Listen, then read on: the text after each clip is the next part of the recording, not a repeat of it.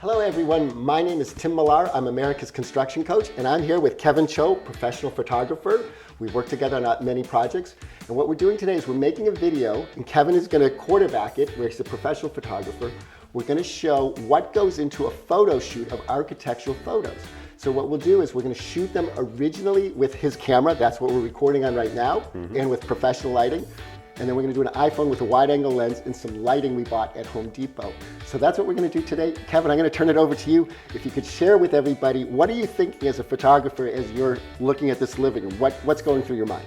Thanks for the introduction, Tim. So right off the bat, we're here in the living room of the house, and I'm noticing that the home is lacking some natural light. Mind you that this is around 10 a.m. in the morning, and the home is west-facing. Therefore, you see some dark spots in the corners there. We have to have a lamp on there to get that corner lit up. But another way to support that is you get a little artificial light from places like Amazon. You can buy for $50 to $100, and it comes with a pair of two, which can really make a world of a difference when filming or taking photos of your home. Next step, having a tripod is very, very important in home photos. That's because when you want to take photos, you take high definite resolution photos, therefore you want to make bracketed photos. To do that, you have to have it on as stable as surface as possible, take 3 photos with different exposure settings, all of which that on a new iPhone nowadays, it comes standard, so you don't have to mess with any of that. But you do get a little better of a quality, which you'll see in the next portion of the video.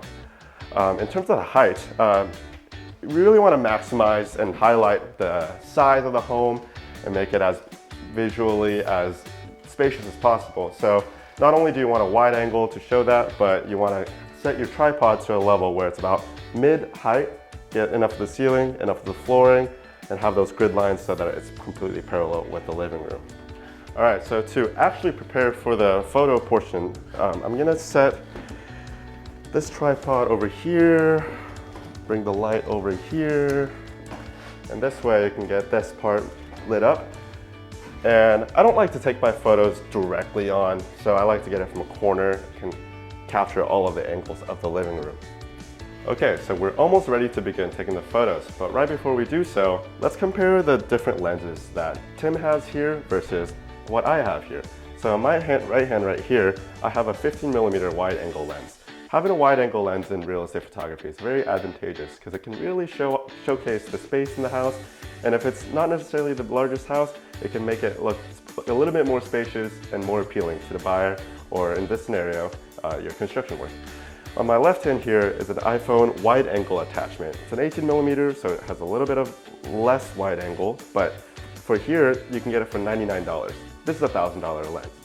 Now that we understand how to set the light and the tripod for the photos, let's get into the differences between the professional camera quality versus an iPhone 11 quality with a $99 wide angle lens.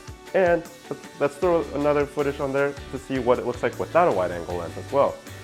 All right, so we got the iPhone set up here with the tripod and the Home Depot light running. As you can see from the screen recording, I got the wide angle attachment on right now, and then take that photo. Also, I should explain that in the placement of the angle here, I'm setting it so you could see all the way from the sofa stand right there all the way to the TV. You want to capture the entire setting here. Now, let's quickly remove the wide angle lens off and see what the differences exactly show. So now you can't even see anywhere near the table. The whole TV is out of the photo. Take a photo of that. And you can see side by side how different those two photos really are, and the importance of a simple wide angle lens like this that you can buy on Amazon. All right, here we are in the kitchen now. I'm gonna do the same example for you, except in this example, it's a little bit more crammed of a kitchen compared to the living room where we had a lot of real estate to work with. So I'll show you how this wide angle really plays here. Done. And then without the wide angle. And then finally, I'll throw up a photo of what I capture on my professional camera. On to the next. So we're entering the bathroom and the upstairs of the home. Now in this room, there's great natural lighting, so we don't really need a third light, which is fine. But we do notice that there's a purple curtain in the room that can sometimes make the bathroom look less spacious than it really is.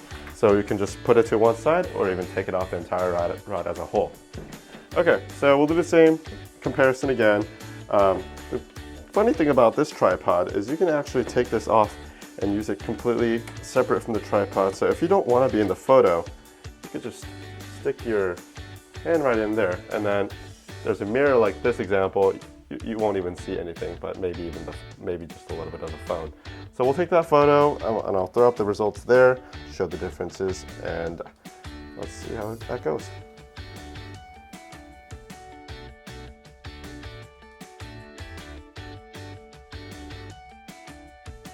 For this final shot, we're in the bedroom of the home.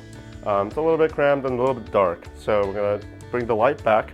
I'm pointing it intentionally in the corner of the room over there instead of kind of in the direct ceiling area, because if you get the ceiling fan silhouette, you can see that shadow, so it's not very appealing. So we'll point this about over there and take the photo.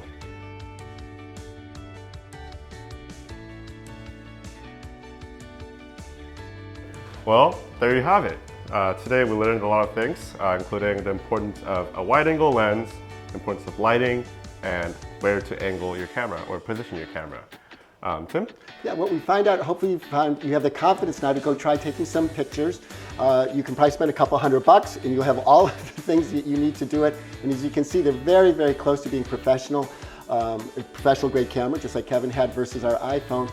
What you'll find is whether you're a realtor and you're using this to post for your project online or even in pamphlets for your project, or if you're a general contractor or somebody remodeling homes, you should have the confidence and the ability to go take some pictures that you'll feel proud of to post in public spaces. So thank you so much.